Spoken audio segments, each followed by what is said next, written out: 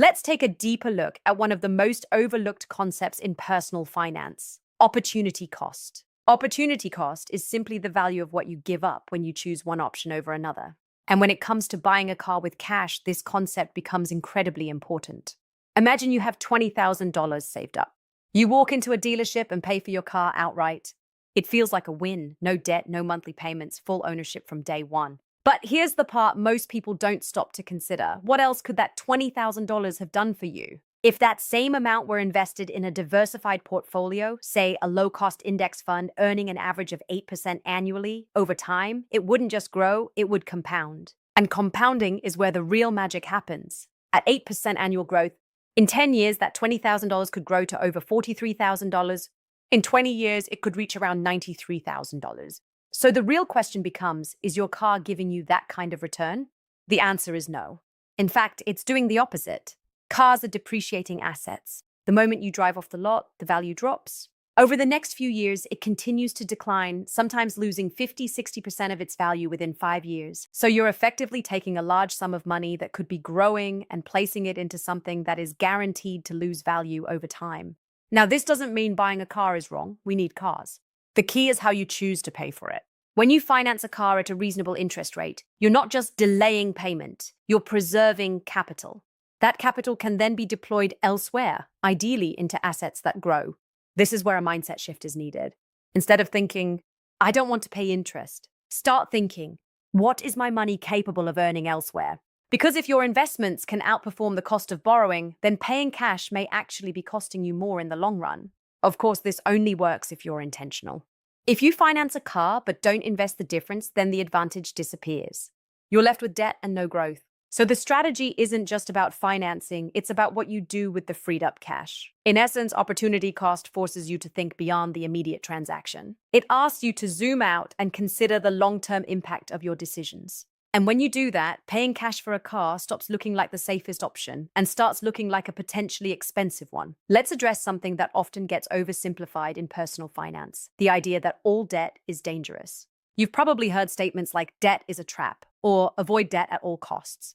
And while that advice comes from a good place, it lacks nuance. Because the truth is, not all debt is created equal. There's a significant difference between high-interest, consumption-driven debt, like credit cards used irresponsibly, and low-interest, structured debt that can be used strategically. The key distinction lies in cost and purpose. When it comes to financing a car, the question isn't simply, am I taking on debt? The better question is, what is this debt costing me? And what is it allowing me to do? Let's say you're offered a car loan at a 4% interest rate. At first glance, you might think, why would I pay extra when I can just pay cash? But step back and look at the bigger picture. If you keep your cash and invest it, earning, say, 7% or 8% annually, you're creating a spread. Your money is growing faster than the cost of borrowing. Over time, that difference works in your favor. This is the core principle behind strategic borrowing, using low-cost debt to maintain access to capital that can generate higher returns elsewhere. Of course, this only works under specific conditions. First, the interest rate needs to be genuinely low. If you're dealing with high-interest financing, the math quickly stops working in your favor. Second, your financial situation needs to be stable. That means a consistent income, an emergency fund in place, no reliance on additional debt to cover basic expenses. Debt should be a tool, not a lifeline. Third, and this is where many people fall short, you need discipline. If you finance a car but spend the saved cash on lifestyle upgrades instead of investing it, then you've turned a strategic decision into a costly one. So this isn't about encouraging debt blindly. It's about understanding when debt can be neutral or even advantageous. Another important aspect is inflation. Over time, inflation reduces the real value of money. If you lock in a fixed, low-interest loan today, you're effectively repaying it with cheaper money in the future. Meanwhile, your invested capital has the potential to grow in nominal terms. Again, this works in your favor, but only if you're intentional. It's also worth mentioning the psychological side. Many people prefer being debt-free because it feels simpler and safer, and that's completely valid.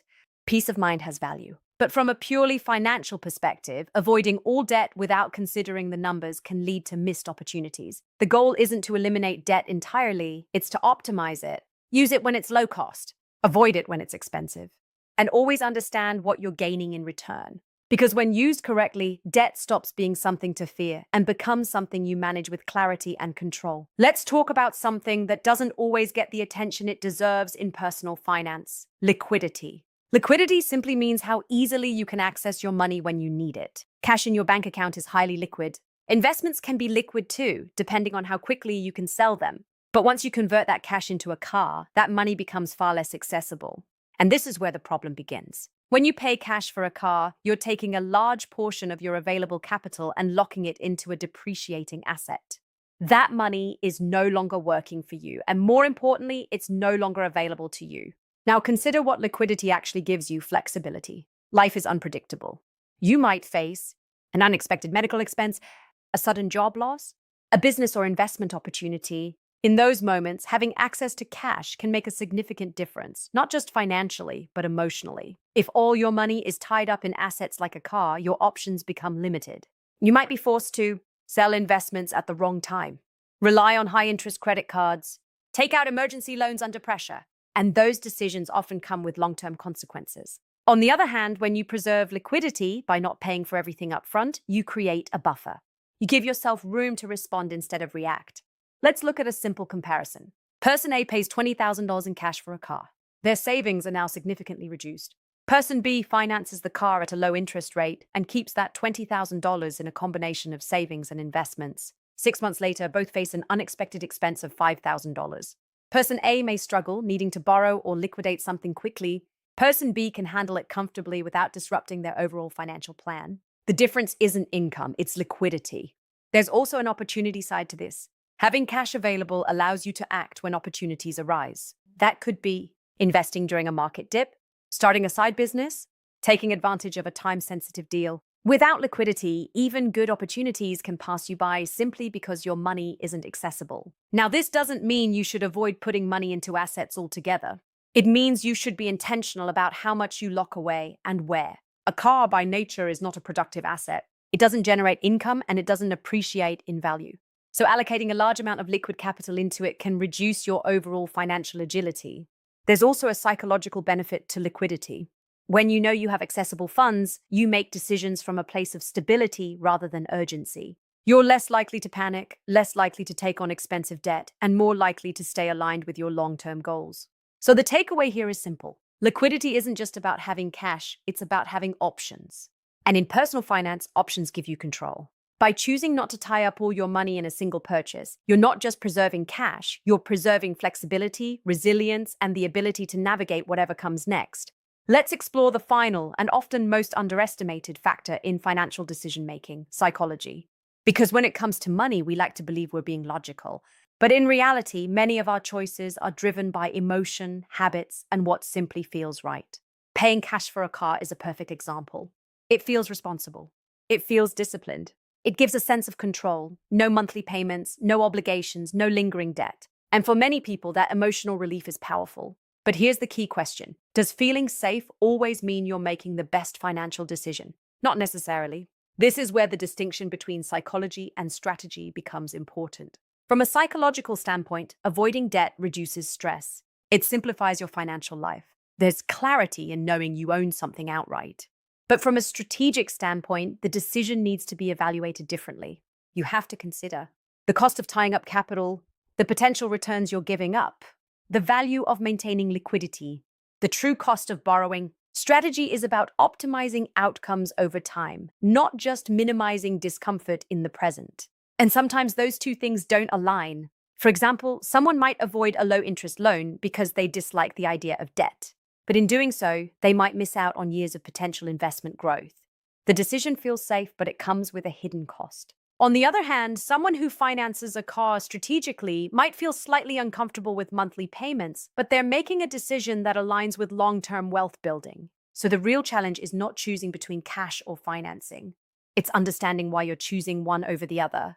Are you avoiding debt because it's mathematically the better option, or because it feels emotionally safer? There's no universal right answer, but there is a right approach. And that approach requires self-awareness.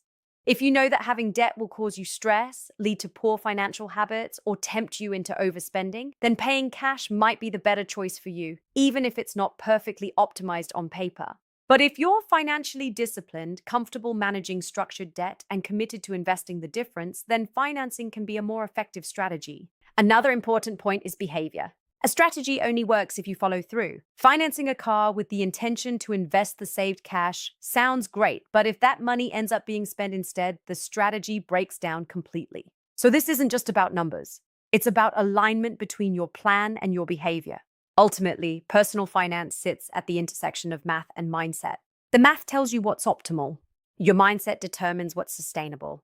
And the best financial decisions are the ones that balance both. So instead of defaulting to what feels right, take a moment to evaluate what works best for your long-term goals and your ability to stick to the plan. Because in the end, a good strategy isn't just one that looks smart on paper, it's one you can execute consistently with confidence.